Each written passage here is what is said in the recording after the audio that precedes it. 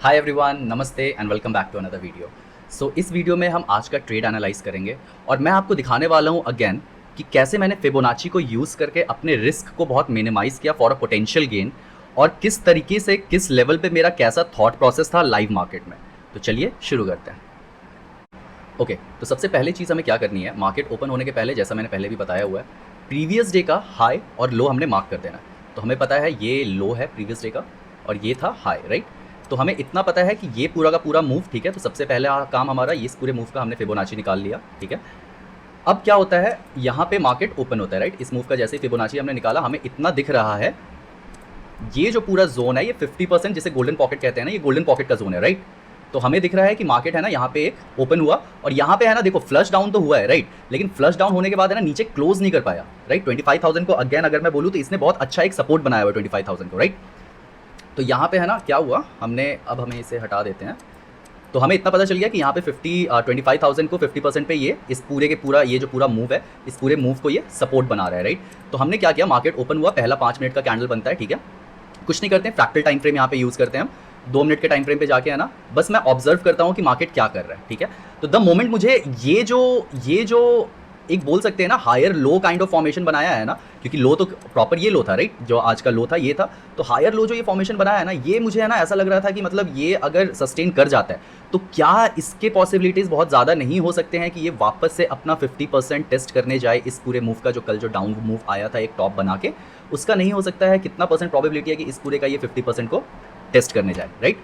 तो मैंने क्या किया, दूसरा काम मेरा, मैंने इसका 50 to 68% जो है ये मैंने निकाल दिया, ठीक है। तो अब मैं बस इंतज़ार कर रहा हूँ, ठीक है। द मोमेंट यहाँ पे अगर आप देखोगे ना, द मोमेंट यहाँ पे है ना, ये देखो सपोर्ट करता है ना, ये जो गोल्डन पॉकेट है, ये गोल्डन पॉकेट पे सपोर्ट करता है। ये जो होता है ना, ये अगर पोटेंशियली है ना हमें एक बायस दे देता है कि अब है ना मार्केट अगेन इसको टेस्ट करने जा सकता है, ठीक है। तो अब हमें है ना कुछ नहीं करना है। इस मोमेंट पे है ना हमने एक छोटा सा यहाँ पे ट्रेड लिया हुआ था, मैं आपको बताऊंगा किस तरीके से, वीडियो के एंड में हमने ट्रेड लिया था। यहाँ पे हमने एक छोटा सा ट्रेड लिया था जिसको हमने यहाँ तक स्कैल्प किया था, ठीक है, क्योंकि हमें पता था कि ये 50% का एक ब्रैकेट है। और ये भी मैं बता देता हूँ आपको कि ये जो जोन था ना, इस जोन को ध्यान में रखते हुए ना हमने यहाँ पर मैं एग्जिट किया था, ठीक है। ओके, तो ये पूरा का पूरा लिक्विडिटी जोन है। चलिए अब देखते हैं।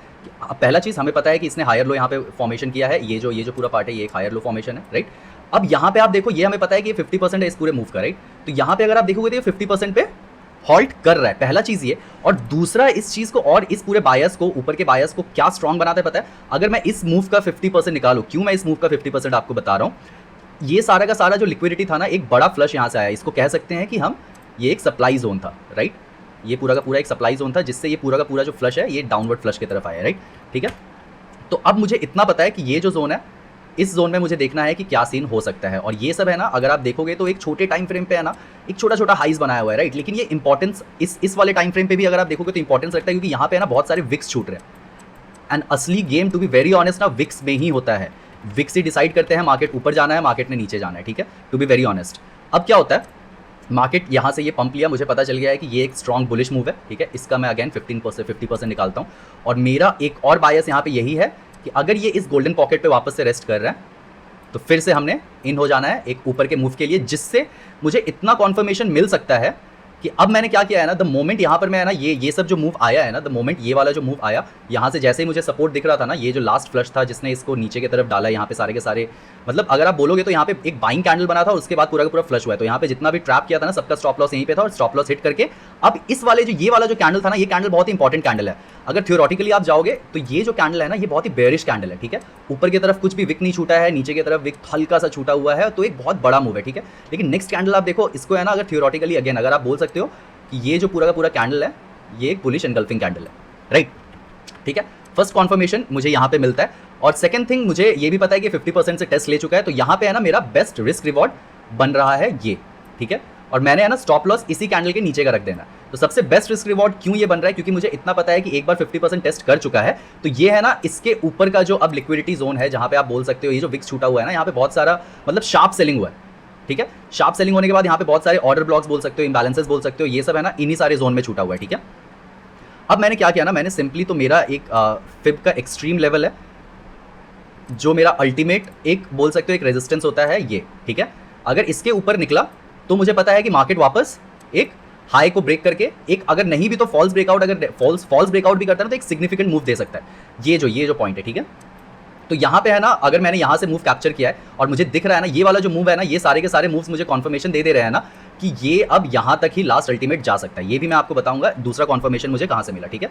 तो मुझे अब पहला चीज़ ये पता चल गया।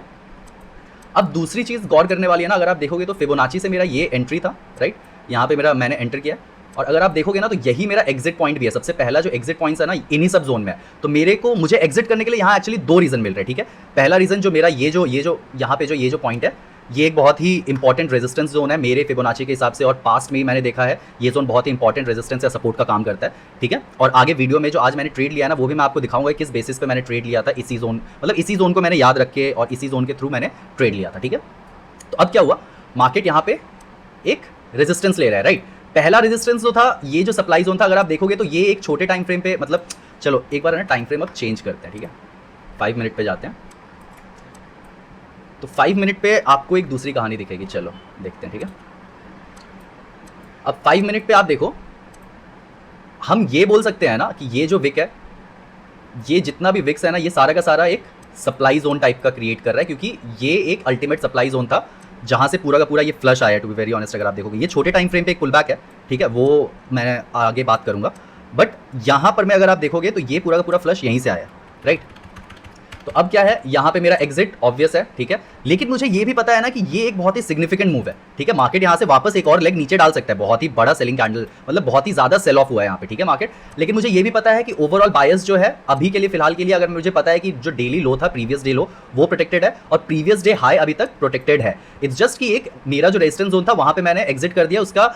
अब एक और रीजन एक्स्ट्रा ये भी था कि आज निफ्टी का एक्सपायरी था, तो मुझे है ना वो डीके, थीटा डीके वगैरह में नहीं फंस रहा था। अगर यहाँ पर भी पूरा दिन मार्केट रह जाता ना तो पूरा का पूरा जीरो हो जाता, ठीक है। तो इन सारी चीज़ों को याद रखते हुए मैंने ना, टू बी वेरी ऑनेस्ट, इस प्राइस एक्शन को यहाँ तक ही हमने ट्रेड किया। मेरा जो ट्रेड था ना बस यहीं तक था, मतलब 11:30-12 बजे तक ही मैंने मैक्सिमम ट्रेड किया, ठीक है। उसके बाद ये जो पूरा का पूरा जो प्राइस एक्शन है ना, इसको मैंने ट्रेड किया ही नहीं है, क्योंकि जो मेरा डेली गोल रहता है ना उसमें, उसके हिसाब से है ना मुझे काफ़ी ज़्यादा पूरा का पूरा ये जो प्राइस एक्शन है ना इसमें मुझे काफ़ी ज़्यादा मिल गया, ठीक है। पहला रीज़न ये है, और दूसरा रीज़न है कि आज था एक्सपायरी, मेरा अल्टीमेट रेजिस्टेंस जोन आ गया, ठीक है, और मुझे एक बहुत ही अच्छा मूव भी कैप्चर करने मिल गया। तो क्यों बेकार में फिर टर्मिनल पे रह करके, एक्सपायरी के दिन मोस्ट ऑफ द केसेस में है ना लास्ट, मतलब half time of the trading day जो होता है ना वो आपका आधे में, मतलब बीके ही होने में चला जाता है। और हम लोग, मेरा जो डिसीजन था एक्चुअली बहुत अच्छा डिसीजन था। अगर आप देखोगे तो ये बस एक मूव, एक बढ़िया मूव था। उसके बाद का जो ये प्राइस एक्शन है ना, इस वॉलेटिलिटी में भाई साहब नहीं फंसना था ब्रो, वरना ये जो 2-3 दिन इंसान ने जितना प्यारा कमाया है वो सारा का सारा आज मार्केट लेने के मूड में था। इसके बाद जो भी हुआ, तो चलिए ठीक है, वीडियो को एंड तक देखिए। वीडियो में इसके बाद मैंने वीडियो में डाला हुआ है कैसे आज हमने ट्रेड लिया और कैसे एग्जीक्यूट किया ट्रेड को। और अगर वीडियो पसंद आए तो please like, subscribe and share कीजिए, और अपने थॉट्स प्लीज़ कमेंट कीजिए। Thank you so much for watching.